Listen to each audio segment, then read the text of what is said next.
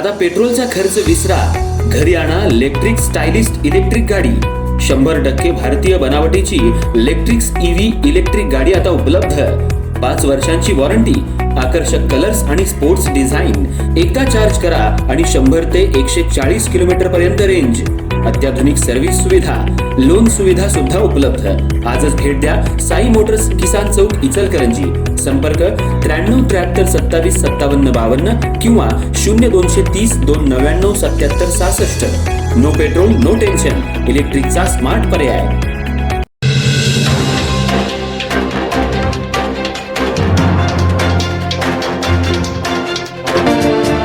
वस्त्रोद्योग व्यवसायात नवनवीन बदल घडून येत आहेत।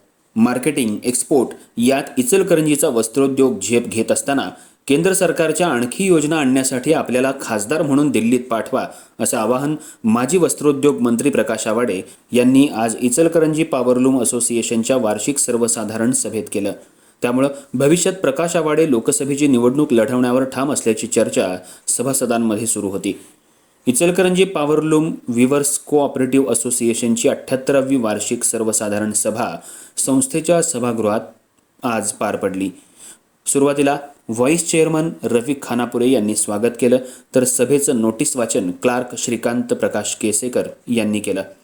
अहवाल वाचन प्रेसिडेंट चंद्रकांत पाटील यांनी करताना आपल्या मनोगतात पॉवरलूम असोसिएशनच्या आजपर्यंतच्या प्रगतीचा आढावा घेत वस्त्रोद्योग व्यवसायासाठी सतत कार्य असून यंत्रमागधारकांना दिशा आणि चालना देण्यासाठी मार्गदर्शकाची भूमिका बजावत असून वीज सवलत, न्यायालय लढाई, स्मार्ट मीटर यामुळे होणारं यंत्रमागधारकांचं नुकसान, भेसळयुक्त सूत, कामगारांची टंचाई, कौशल्य विकास केंद्रामार्फत महिलांना यंत्रमाग चालवण्याचं दिलेलं प्रशिक्षण या सर्वांचा त्यांनी आपल्या मनोगतात आढावा घेतला। तसंच यंत्रमागधारकांचे सर्व प्रश्न सोडवण्यासाठी पॉवरलूम सतत कार्यरत असल्याचं स्पष्ट केलं। या प्रसंगी मार्गदर्शन करताना माजी मंत्री प्रकाश आवाडे यांनी वस्त्रोद्योग व्यवसायात इचलकरंजी शहरात नवनवीन बदल दिसून येत आहेत।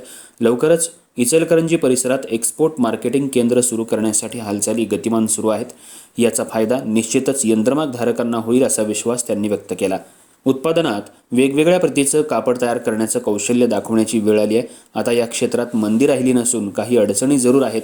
कामगारांची टंचाई लक्षात घेता राज्य सरकारनं कामगार कल्याणकारी मंडळ निर्माण करावं यासाठी आपला पुढाकार सुरू असून लवकरात लवकर हे मंडळ सुरू झालं तर नव्यानं कामगार येतील।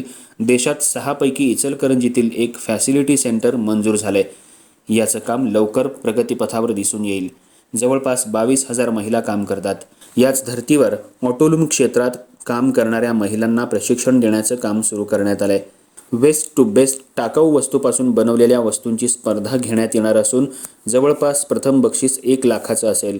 आता कारखानदारांनी रडत बसू नका, कापड व्यवसायाला चांगले दिवस आल्याचंही त्यांनी स्पष्ट केलं। इचलकरंजी एक्सपोर्ट सिटी बनवण्याकडे आपला निश्चितच कल असल्याचं त्यांनी सांगितलं। केंद्र सरकारच्या अनेक योजना रखडल्या असून त्या यंत्रमागधारकांच्यापर्यंत पोहोचवण्यासाठी आपल्याला दिल्लीला पाठवा असं आवाहन सुद्धा त्यांनी केलं। त्यामुळे ते निश्चितच आगामी लोकसभेची निवडणूक लढवणार यावर ठाम असल्याचं पुन्हा एकदा सिद्ध झालंय। सभेला सुनील पाटील, प्रकाश सातपुते, सर्जेराव पाटील, बाळासाहेब कलागते, नगरसेवक अभिषेक वाळवेकर, ओमकार सुर्वे, सुशांत कलागते यांसह संस्थेचे पदाधिकारी, मान्यवर, संचालक, सभासद मोठ्या संख्येनं उपस्थित होते।